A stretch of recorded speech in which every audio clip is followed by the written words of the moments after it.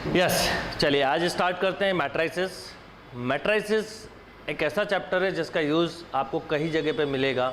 इसके एप्लीकेशन हमारे लिए बहुत इंपॉर्टेंट है और इन तमाम आईआईटी या अदर कॉम्पिटिटिव एग्ज़ाम्स की बात करें तो ये इसके काफ़ी सारे क्वेश्चंस मिलते हैं। मैट्रिसेस में काफ़ी सारी प्रॉपर्टीज़ होती हैं, डिफरेंट टाइप्स के मैट्रिसेस होते हैं, एप्लीकेशंस होते हैं, ये सब चीज़ें हमको कवर करनी है। डिटर्मिनेंट काफ़ी सिंपल पोर्शन था। मैट्रिसेस में आपको कई सारी वैरायटीज़ ऑफ क्वेश्चंस और एप्लीकेशन डिफरेंट मिलेंगे। अब हम बात करते हैं सबसे पहले डेफिनेशन ऑफ मैट्रिसेस की।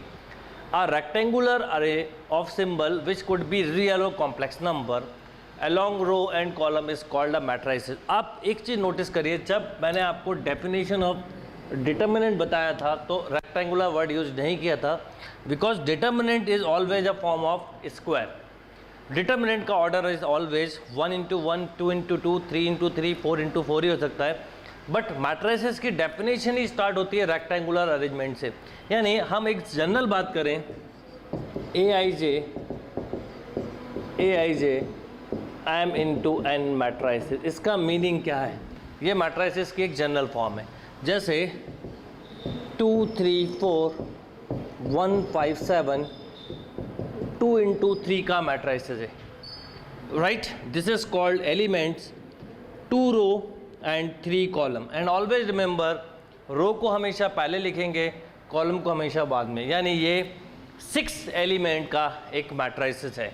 सपोज मैं ऐसा भी लिख सकता हूँ, मैट्रिक्स को नॉर्मली हम कैपिटल लेटर से डिनोट करते हैं। डिफरेंस क्या है पहले वो समझें, डेफिनेशन क्या है वो समझें। जैसे एक और मैट्रिक्स लिखूँ, इसको ए लिख लेता हूँ, बी 2 3 1। अगर हम नोटिस करें तो इसमें 3 रो हैं एंड 1 कॉलम है। इसीलिए टाइप्स ऑफ मैट्रिसेस होता है, टाइप्स ऑफ डिटर्मिनेंट हमने नहीं पढ़ा।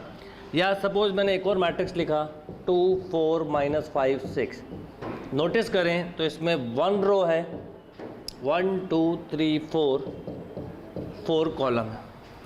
या सपोज एक और मैट्रिक्स की बात करें 2 3 5 1, 2 into 2 का स्क्वायर मैट्रिक्स है। यानी मैट्रिक्स की फॉर्म स्क्वायर भी हो सकती है, नॉन स्क्वायर भी हो सकती है, सिंगल रो भी हो सकता है, सिंगल कॉलम भी हो सकता है। इसलिए हम हमेशा मैट्रिक्स की जब डेफिनेशन की बात करते हैं तो रेक्टेंगुलर अरेंजमेंट की बात करते हैं। एलिमेंट रियल भी हो सकते हैं, कॉम्प्लेक्स भी हो सकते हैं, ऐसे भी एलिमेंट हो सकते थे। For example 2 + 3 iota, 1 + iota, 3 iota 2। Clear है बात? या इस तरह का भी कोई मैट्रिक्स हो सकता है, कोई भी सिंबल्स लेना हमें, 2 3 -1 1 + iota, 3 4 iota, 5 6 7 iota, like this. All are matrices. इसलिए जब भी मैट्रिसेस की डेफिनेशन की बात आए तो ऑलवेज रिमेंबर ये एक जनरल फॉर्म हो गई, a i j equal to small a. Element को हम हमेशा स्मॉल लेटर से डिनोट करते हैं, m into n। m number of row बता रहा है, n नंबर ऑफ कॉलम बता रहा है, राइट।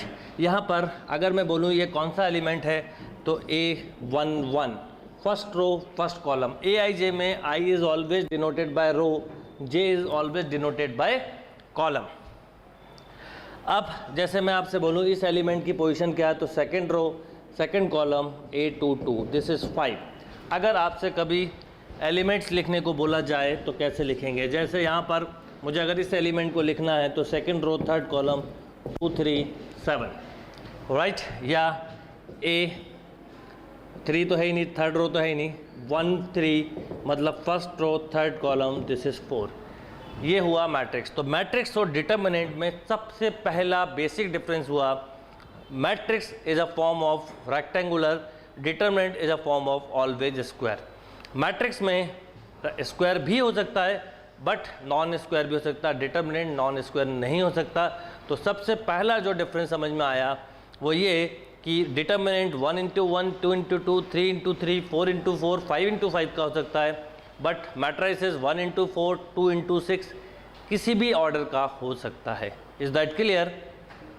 यस, मैंने यहाँ पर एक क्वेश्चन लिखा। देखिए, जब हम कोई भी चैप्टर स्टार्ट करते हैं तो सबसे पहला काम होता है हम उस चैप्टर का बेसिक इंट्रोडक्शन समझें क्योंकि एक बार बेसिक क्लियर हो गया तो आप एडवांस लेवल के क्वेश्चन अपने आप कर पाएंगे। ये चैप्टर भी बहुत इंपॉर्टेंट है और हम बहुत डिटेल में कवर करेंगे, नो डाउट, बट एक एक स्टेप वाइज करते हुए करेंगे। एनसीईआरटी में इस तरह के क्वेश्चन बहुत मिलेंगे या सब्जेक्टिव एग्जाम में आ सकते हैं। If a matrix has 6 element, what are the possible order it can have. Suppose एक 6 एलिमेंट का मैट्रिसेस है तो क्या क्या पॉसिबल ऑर्डर हो सकते हैं। तो देखिए, अगर हम बोलें कि टोटल नंबर ऑफ एलिमेंट हैं 6, तो बोलिए क्या होगा। सिंपल सी बात है, क्या क्या ऑर्डर हो सकता है। 1 into 6, 2 into 3, 3 into 2 and 6 into 1। देखिए, इसके अलावा और कोई ऑर्डर हो सकता है। यानी अगर 6 एलिमेंट का है, सपोज 6 एलिमेंट हैं A1 से A6, ऐसे मान लेते हैं हम A1 A2, या ऐसा ले लेते हैं A B C D E F। तो हो सकता है कि जो आपको मैट्रिक्स मिले possible A B C D E F, ये हो सकता है। This is 1 into 6, right. Order कोई भी हो मतलब वैल्यू कहीं पे भी हो सकती है।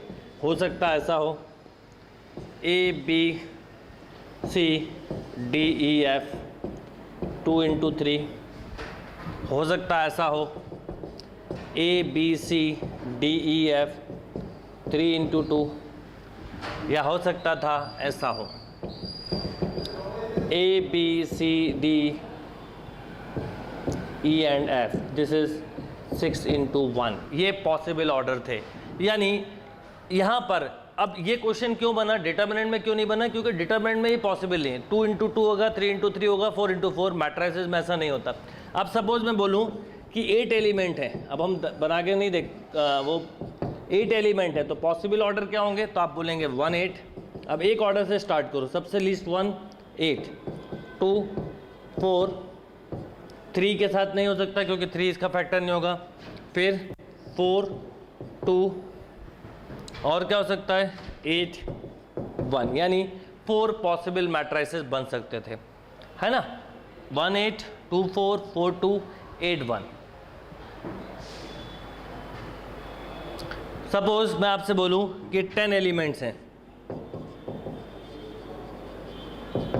अब अगर मैं आपसे बोलूं पॉसिबल ऑर्डर क्या होगा, तो आप बोलेंगे 1 10 2 5। देखिए यहाँ पे 2 5 भी हो सकता है, 3 के साथ नहीं बनेगा, 4 के साथ नहीं बनेगा, और 10 के क्या फैक्टर हो सकते हैं 5 2, और क्या हो सकता है सिंपल 10 1। यानी 4 पॉसिबल मैट्रिसेस बन सकते हैं। तो अगर आपको एलिमेंट पता हो तो नंबर ऑफ पॉसिबल मैट्रिसेस आप बता सकते हैं क्या हो सकते हैं।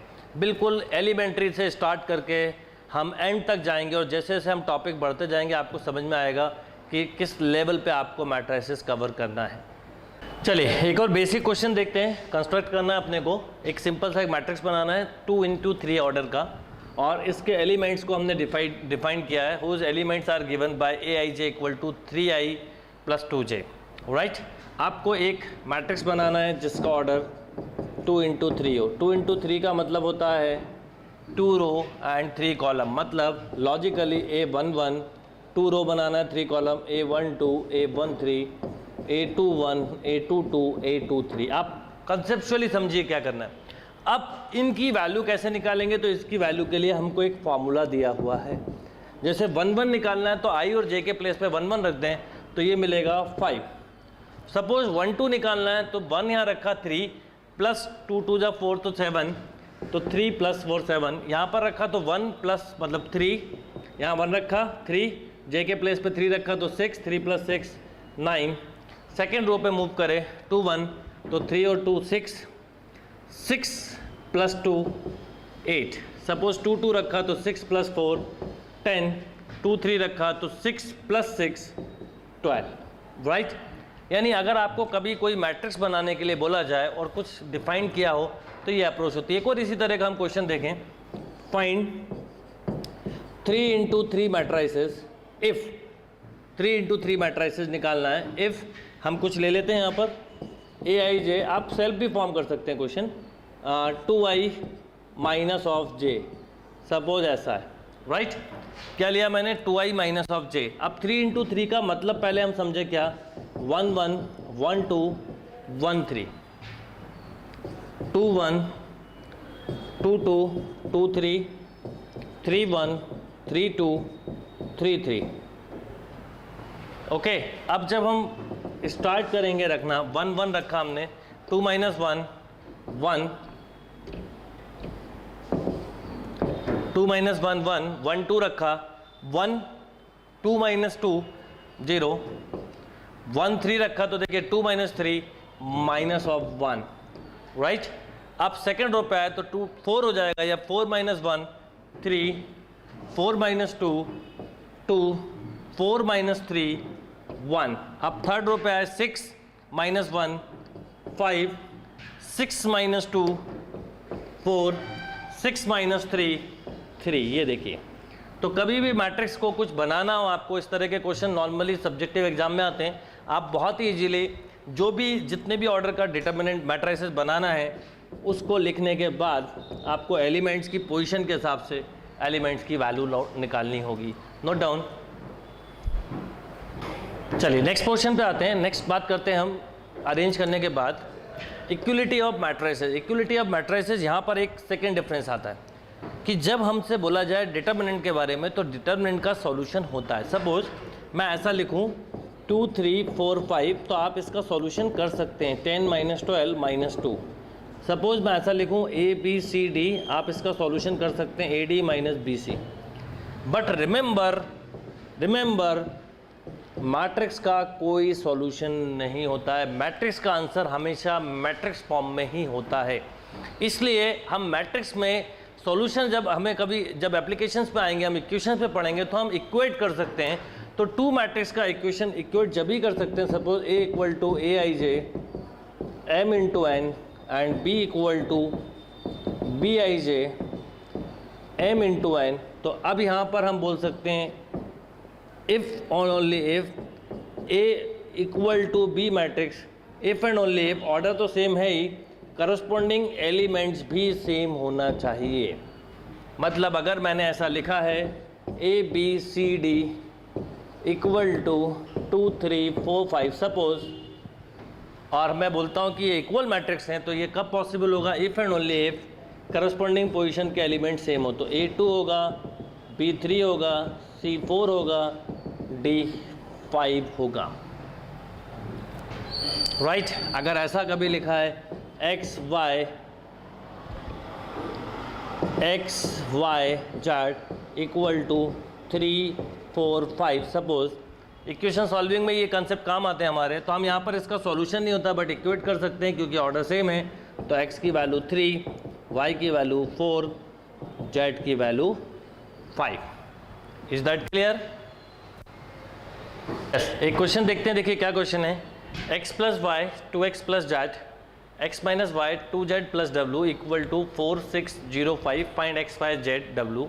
अब ये टू मैट्रिसेस हैं, सेम ऑर्डर के, 2 × 2 2 × 2 हम कंपेयर कर सकते हैं। यानी x + y = हमारे पास 4 है, x - y = 0 है, 2x + z = 6 है, 2z + w = 5। अब सबसे पहले इनको अगर मैं सॉल्व करूं, y से y cancel, 2x = 4 means x = 2, right. x की वैल्यू 2 यहाँ रख दूँ तो y भी 2 आ जाएगा, और 2 + 2 4 होता है, 2 - 2 0।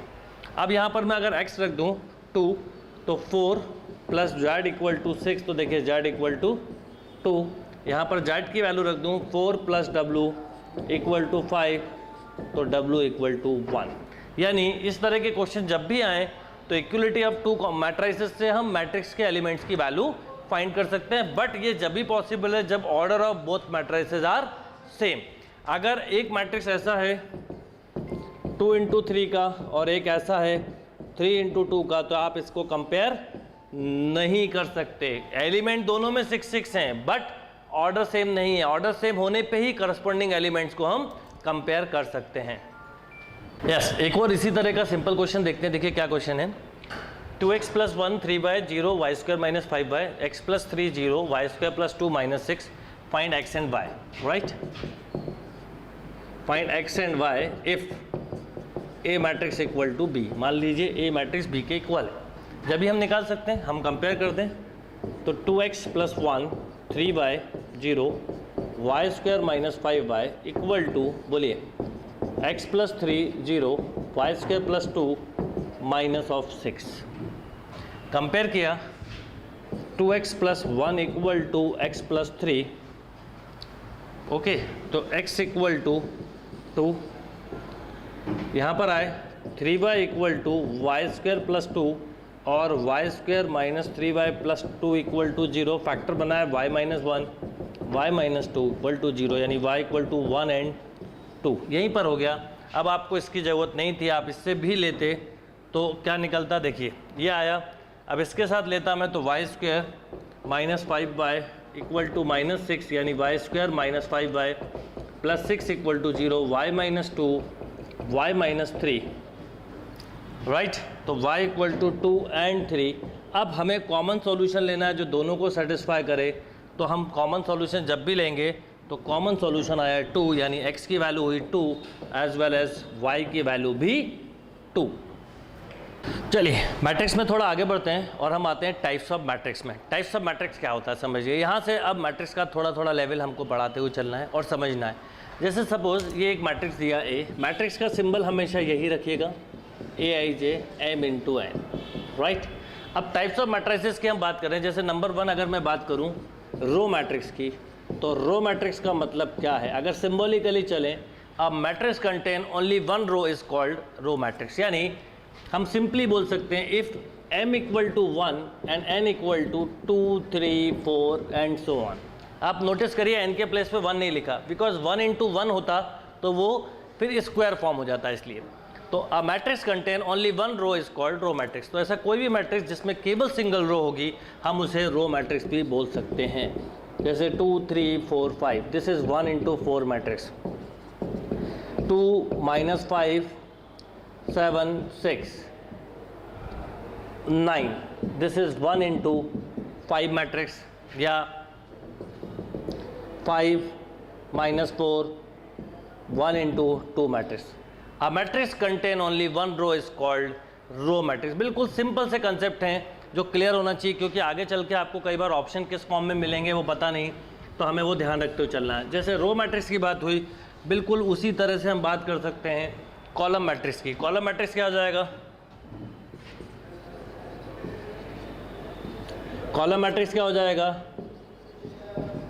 अब matrix contain only one column, means m की value 2 3 4 and so on, n की वैल्यू 1 होगी। अब matrix contain only one column is called column matrix. Simply अगर कुछ एग्जांपल लिखें तो लाइक 2 3 4, 3 रो है 1 कॉलम है। या फॉर एग्जांपल 5 6 9 3, 4 इंटू 1। या फॉर एग्जांपल -7 6 3 2, 4 इंटू 1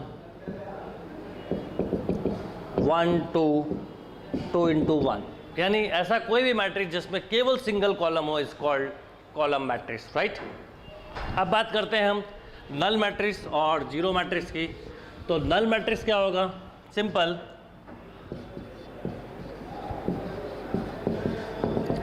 इसमें हम एक लॉजिक समझ लें, AIJ इक्वल टू 0, मतलब अब matrix if all element of matrix is 0 is called null matrix. एक इंपॉर्टेंट बात यहाँ पर बोलना चाहूँगा कि नल मैट्रिक्स की जब हम बात करते हैं, जैसे ये मैंने लिखा, इसके सारे एलिमेंट, राइट। मैट्रिक्स का आंसर हमेशा याद रखिए मैट्रिक्स फॉर्म में होता है, एक्सेप्ट नल मैट्रिक्स और यूनिट मैट्रिक्स, ध्यान रखिएगा। तो इसकी हम न्यूमेरिकल वैल्यू यहाँ पर बोल सकते हैं। केवल 2 ही मैट्रिक्स ऐसे होते हैं जिनकी न्यूमेरिकल वैल्यू होती है, कौन कौन से, नल मैट्रिक्स और जीरो मैट्रिक्स। तो इसकी वैल्यू होगी 0, इसको हम 2 इंटू 3 भी लिख सकते हैं, इसका ऑर्डर भी होता है। ये 2 इंटू 3 का नल मैट्रिक्स है। सपोज मैं बोलूँ 3 इंटू 2 का नल मैट्रिक्स, मतलब 3 row and 2 column, this is 3 into 2 null matrix, numerical value 0। Null matrix और जीरो मैट्रिक्स मतलब if all element of matrix is 0 is called null matrix, और सिंपली हम बोल सकते हैं AIJ इक्वल टू 0, राइट।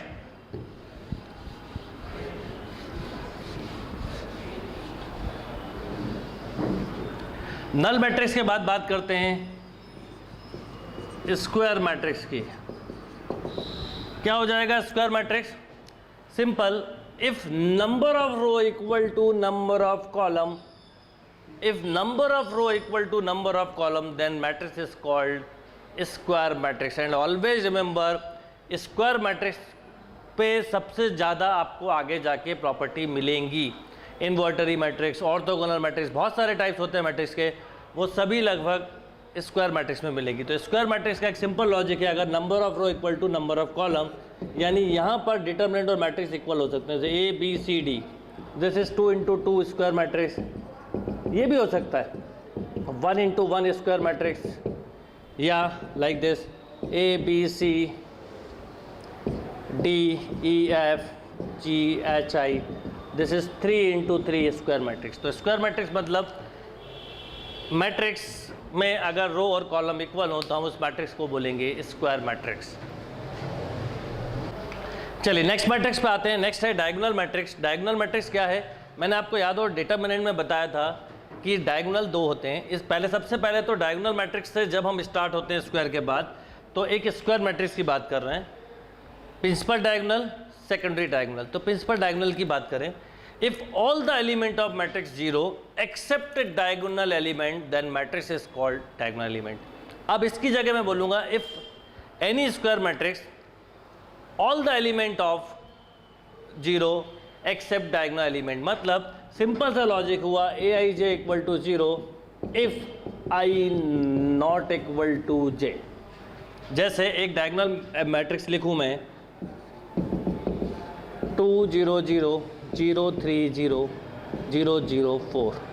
देखिए प्रिंसिपल डायगोनल को छोड़ के, तो सेकेंडरी डायगोनल है, प्रिंसिपल डायगोनल को छोड़ के अगर सारे एलिमेंट 0 हों तो उसे हम डायगोनल मैट्रिक्स भी बोल सकते हैं। स्क्वायर मैट्रिक्स तो है ही, साथ में डायगोनल भी बोल सकते हैं, और इसकी शॉर्ट फॉर्म हम ऐसे भी लिख सकते हैं 2 3 4। अब मैं अगर बोलूँ डायगोनल -5 4 1, इसका मतलब है कि मैं इस मैट्रिक्स की बात कर रहा हूँ। तो 3 into 3 की -5 0 0 0 4 1 0 0 1। डायगोनल मैट्रिक्स मतलब स्क्वायर मैट्रिक्स में सबसे पहले तो बात होगी, ये 3 into 3 का है, तो any square matrix if all elements are 0 except diagonal element then matrix is called diagonal matrix. इसमें हम 2 into 2 का भी एग्जांपल ले सकते हैं, जैसे ए बी 0 0। 4 into 4 का एग्जांपल हो सकता है, 5 into 5 का हो सकता है, 6 into 6 का, और ये इसकी शॉर्ट फॉर्म हुई। जैसे मैंने लिखा डायगोनल 2 - 3 मतलब 2 into 2 का एक डायगोनल मैट्रिक्स। अब सपोज डायगोनल मैट्रिक्स में एक इम्पॉर्टेंट बात हम समझें कि अगर डायगोनल मैट्रिक्स में सभी एलिमेंट्स की वैल्यू सेम हो जाए तो क्या होगा। मैंने बोला अगर डायगोनल मैट्रिक्स में सभी एलिमेंट्स 0 हो जाए तो क्या होगा। जैसे मैंने एक लिखा 2 0 0 0 2 0 0 0 2।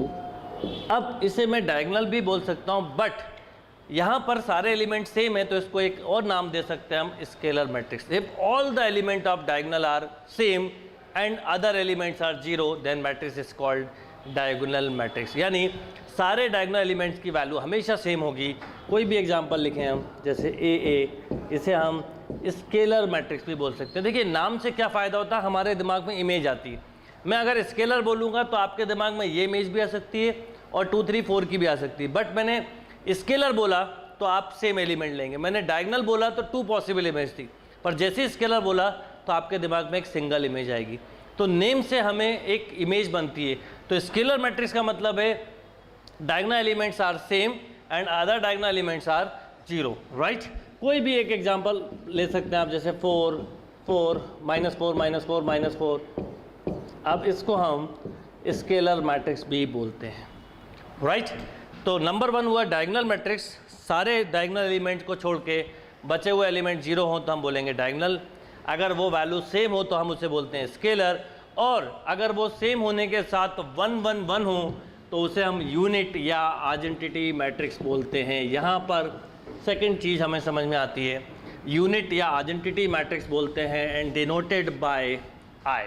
यानी हम ऐसा, जैसे मैंने लिखा I2 मतलब 2 into 2 का यूनिट मैट्रिक्स, राइट। ये सब स्क्वायर मैट्रिक्स की बात कर रहे हैं। यहाँ से हम जो भी बात कर रहे हैं अगर मैट्रिक्स की टाइप नहीं बोली तो हम बाय डिफ़ॉल्ट स्क्वायर लेके चल सकते हैं। जैसे I3 का मतलब यहाँ पर 1 0 0 0 1 0 0 0 1, या मैंने बोला I4 तो I4 मतलब 4 × 4 का यूनिट मैट्रिक्स, याद रखिएगा 4 × 4 का unit matrix. And remember unit matrix की भी न्यूमेरिकल वैल्यू होती है 1, यानी दो तरह के मैट्रिक्स हमारे सामने आए, एक नल मैट्रिक्स जिसकी न्यूमेरिकल वैल्यू 0 और एक यूनिट मैट्रिक्स जिसकी न्यूमेरिकल वैल्यू 1 होती है, एक्सेप्ट कोई भी मैट्रिक्स के हम आंसर मैट्रिक्स फॉर्म में ही देते हैं। अब सपोज ये स्केलर मैट्रिक्स होता तो क्या होता, वो भी हम यहाँ पे एक कंसेप्ट बना लें। मान लो ये स्केलर मैट्रिक्स होता, ऐसा लिखा होता